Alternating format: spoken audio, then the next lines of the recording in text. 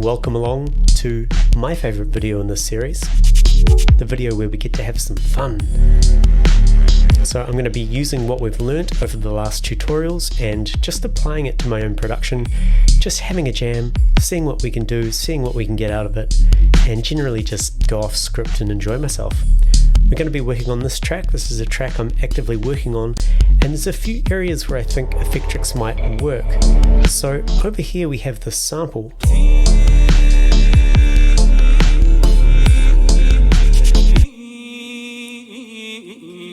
And it's a really nice sample, but the problem is I got it pretty much straight out of a sample pack. So I dropped it in as a placeholder, and now no matter what I put in its place, when I try to come up with something new and original, it doesn't sound as good because it's just such a good sample.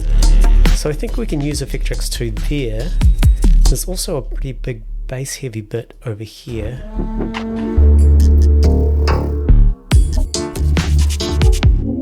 See, we've got quite a lot of kind of stabby bass stuff going on here. And I think it'll be quite fun to throw it on there as well. So that's kind of two use cases. Let's just stick with that. Let's go into this chant. So I'm just going to make sure we're looping this area here. Now this chant does have multiple parts. I've kind of, in my attempts to try and make it sound original, I've kind of lowered the pitch of it and done a few other things. I think I'm just going to work purely on this main chant. So let's load up Effectrix. We are looping, how many bars are we looping there? 4 bars or 8 bars. What I'll do is I'll keep the loop small. I think I will play around with probably the grain, the spectrum, the tonalizer, maybe a few other things, but the things that really do drastically change the sound I want to muck around with. And what I might do is I might play with them at a very high dry wetness, a maximum wetness, and then we can go in and start automating that wetness to kind of get it morphing around. So let's just start off with the grain and see what it sounds like. Very good. Let's go backwards.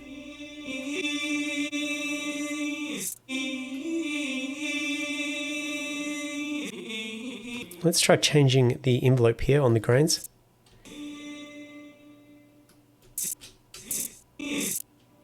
That's not really working for us. Let's try triangular.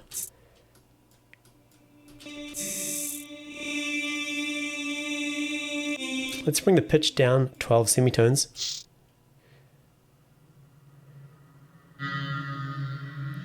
Let's go forward instead of backwards.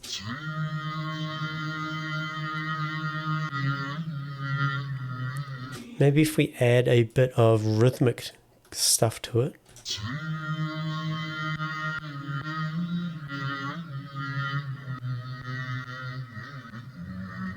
Add some jitter, maybe a bit more width.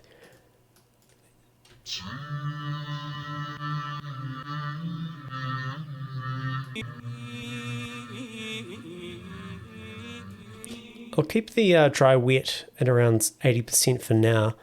Let's move on to the spectrum. Again, I'm just blasting everything, and then I'm going to kind of subtract and fine tune my steps.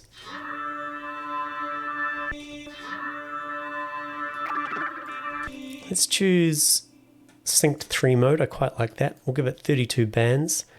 The pan, we'll just leave that at its default. We'll put the input up.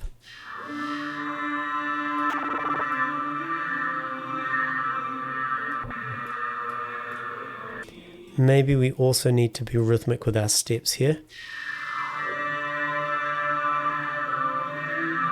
Maybe we choose reset mode to kind of clear the cache each time that new step is triggered.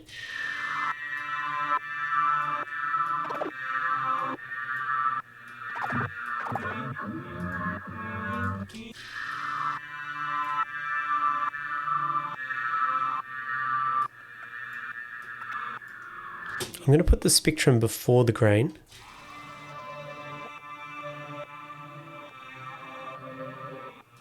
Maybe make these twice as long.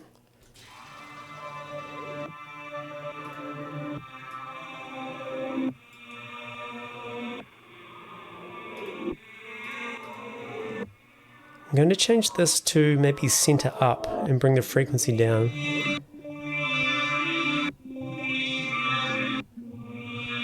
I do like that reset mode, but maybe it needs to be off for this.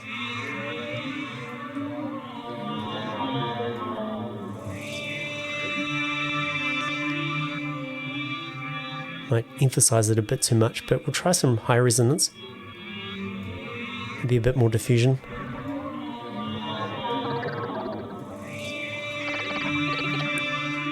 I quite like the sound of that when I move that around, so maybe if we choose step train for this diffusion, I'm going to turn off linking. And we'll keep this here.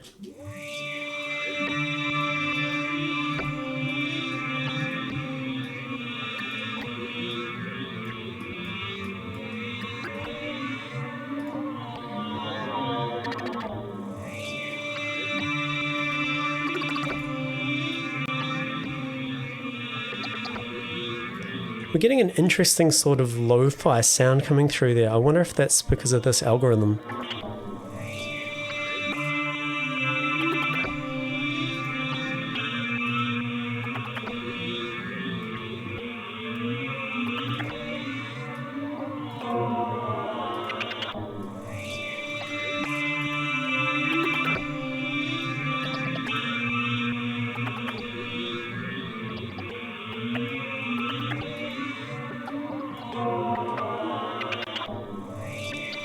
Definitely sounding a bit different. Let's put the reverb directly under the spectrum. I'm going to give this a massive amount, but we'll make the size incredibly short. No pre-delay, no damping. We'll bring the high cut up and just give it a little bit of wet.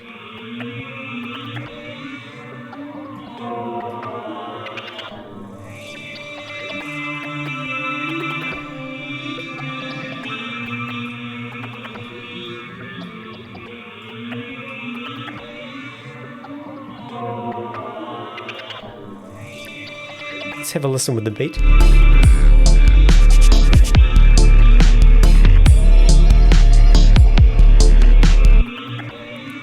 Let's go straight into the rhythmical gating. So I'm going to choose the volume parameter here. And again, we'll do step train. I'm just going to add in a bunch of these. Let's just link them by holding the control key, and I'll bring these down. Now, let's bring up the attack and the decay. We want no attack, a very short decay, or quite a long decay.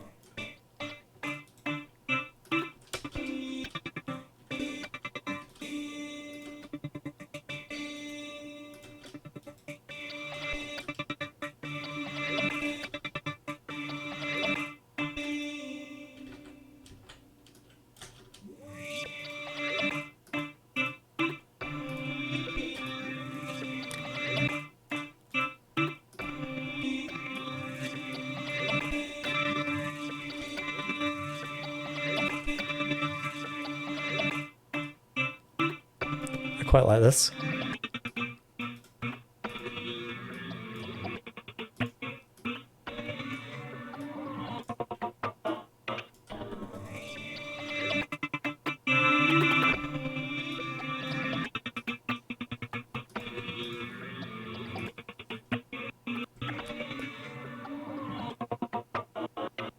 Now I'm just using a square LFO to kind of continue on this gated pattern.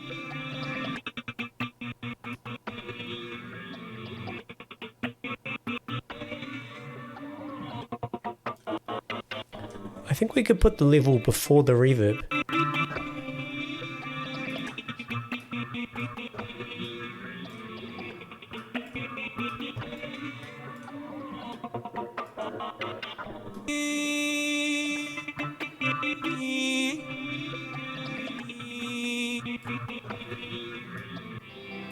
Nah, no tonalizer. Okay, let's have a listen to that in context now with the music.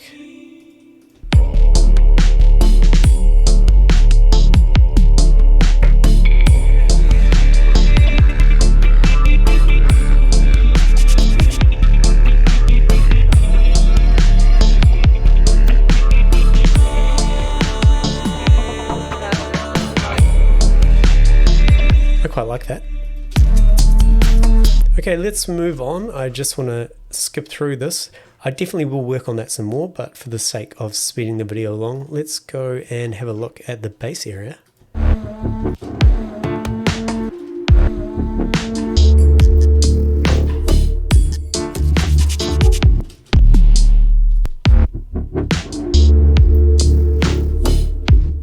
Let's choose this area here.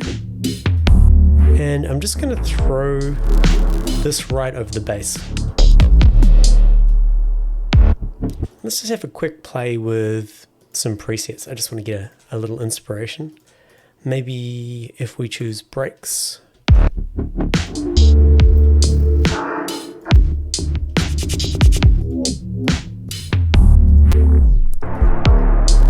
Well, let's try complex. Let's try...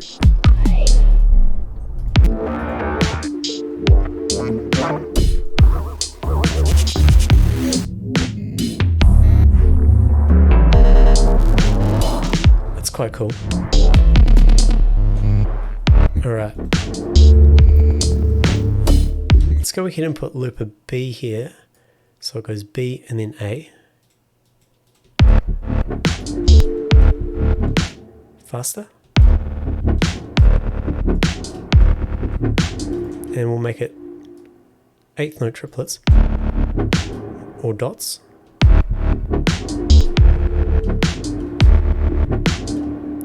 And now let's choose this continues mode so that we don't get the audio repeating, but we get the start and end points repeating. I'm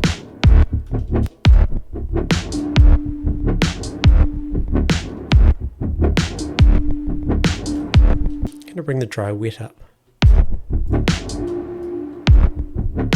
Increase the slope. I'm going to make these quite fast.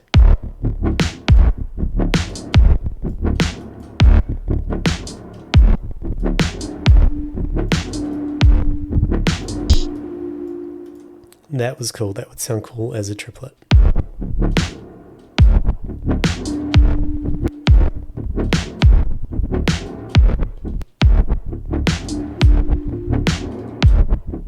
It's quite hard to get that precisely, so I'm going to go to the step sequencer.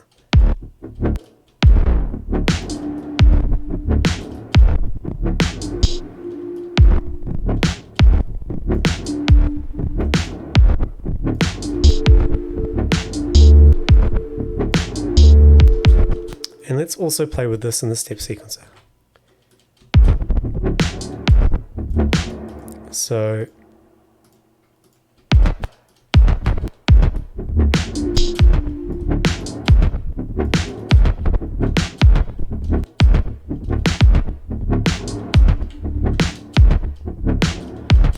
I'll also use a step sequencer for the dry wet and only have it halfway for that third hit.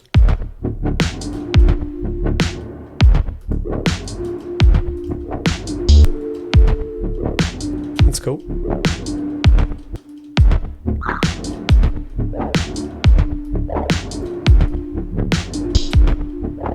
Let's try the square wave.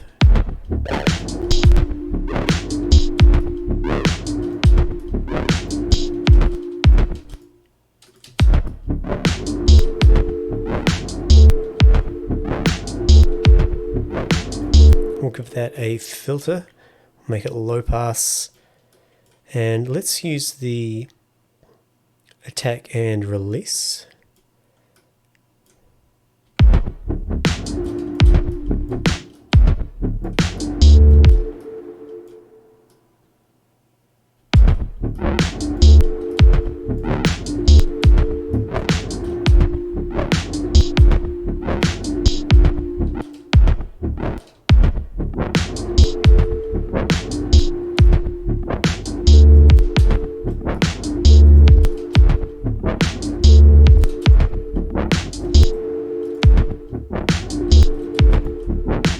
I think ring's the wrong choice there. Maybe we need to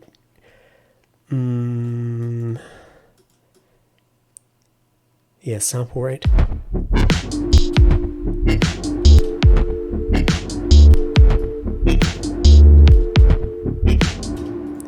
if I just add some more of these in.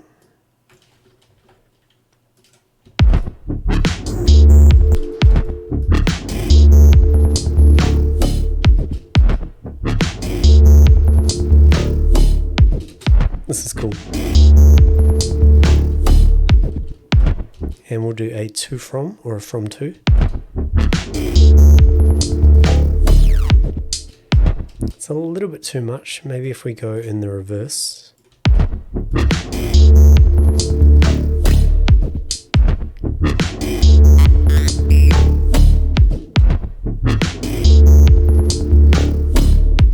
And I feel like we need maybe some phaser here. What we'll do is we'll turn the LFO off here. I mean, we can use this LFO or we can use our own LFO. I think I'm inclined to use our own, so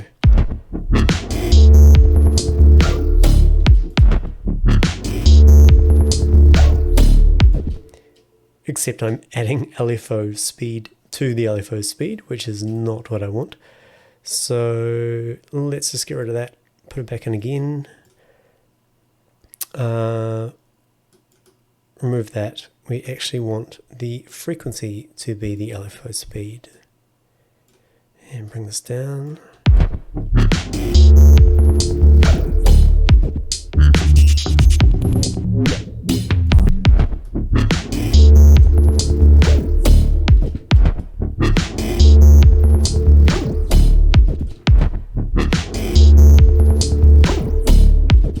Tell you what, I'll do one here, and this one will make it faster.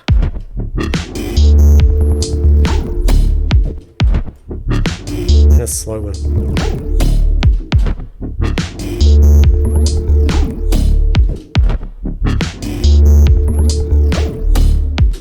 And let's put a delay on that. We'll make it a long delay. We'll go sync all and keep it at quarter note triplets.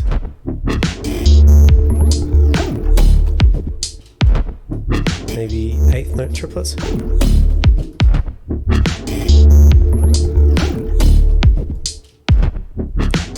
Weten this up. Ooh.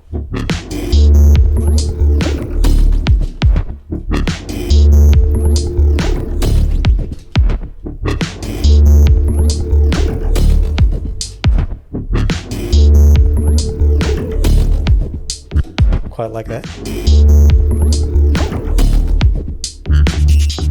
What else we got? Let's use everything.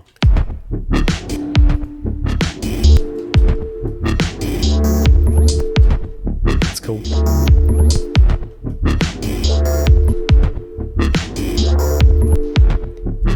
So I kind of want that to ramp up, so we'll use a attack and release.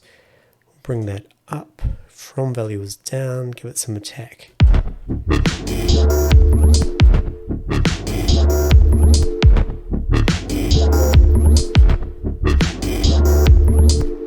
Maybe a little play with the resonance as well, so same deal. Bring this down, bring this up, but we'll also give this some release.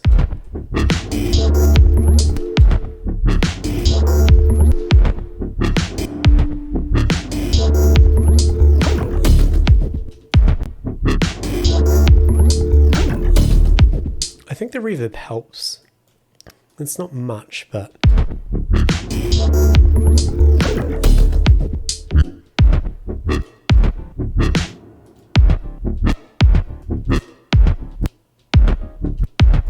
let's try and find the right note, because I forget. It's probably G.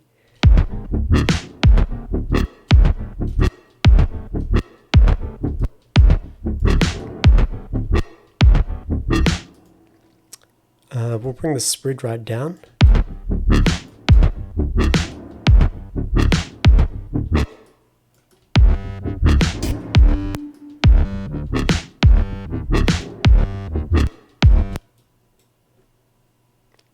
Let's just link these. I'm trying to find the right note.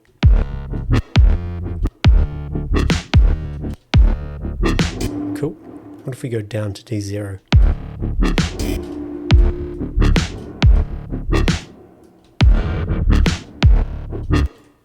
And we are in a minor scale, so maybe it wouldn't hurt to use a spread with minor. Yep, let's spread this up like this.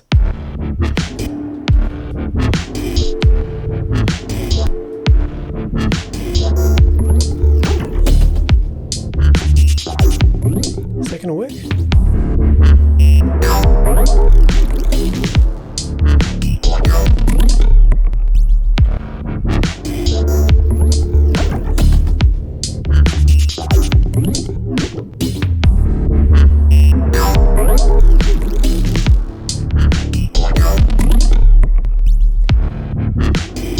I'm pretty happy with that. I'm just going to turn it off. So this is without. Here it is on.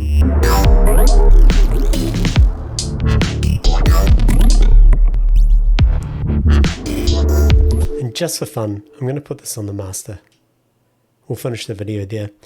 This is cool. What I can see myself doing with this kind of stuff is taking bass lines like I've done, really modifying them, resampling them, and then doing it again, and then resampling them again, and just kind of morphing what I've got into multiple different pathways, so I can kind of suddenly go down a different route, you know, kind of steal little bits of glitch from one render and little bits from the other. I mean, we don't have to use resampling either. We can just have a bunch of these all stacked up in different configurations.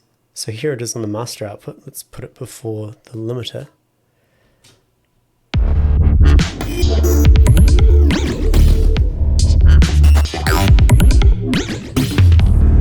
I am going to put it back on the bass and just try that out because I'm interested to see what happens when we group this. And let's duplicate it. So I've got two of them. We'll open up our chain selector, and now we can flick between the two. What I'll do is I'll just map that to a macro and make sure that we have 0 and 1 as the min and the max. That just means we have a switch. And I'm not going to redesign anything. I'm just going to open this up and let's find one more complex, fairly complex looking pattern.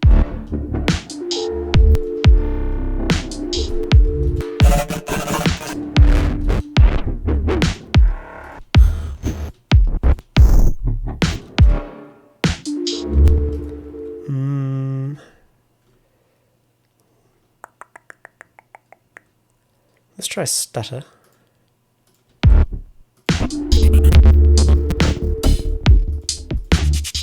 Nah, I'm going to go back to complex. I want the most I possibly can out of a preset. Oh, that sounded pretty good. Nearly.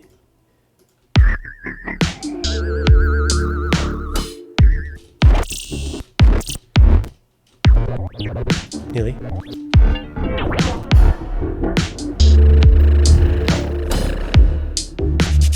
Apart from the ring modulator, I liked it.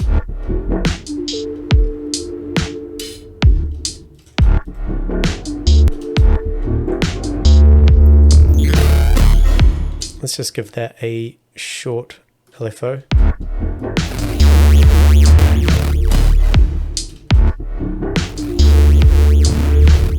This is where the offset comes in handy because we can bring this back so the peak of the waveform starts at the start.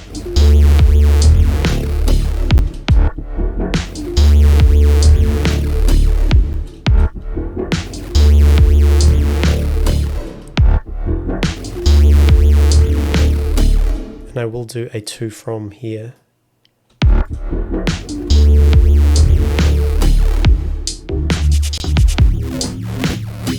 And now we should just be able to skip between the two of them.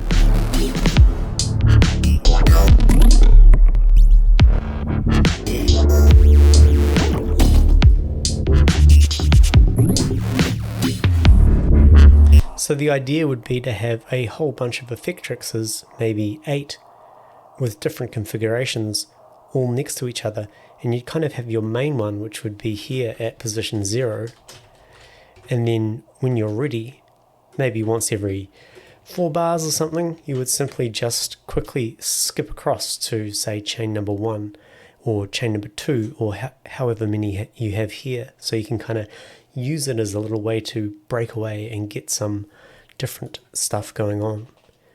Very good. Finally, let's just listen to them together.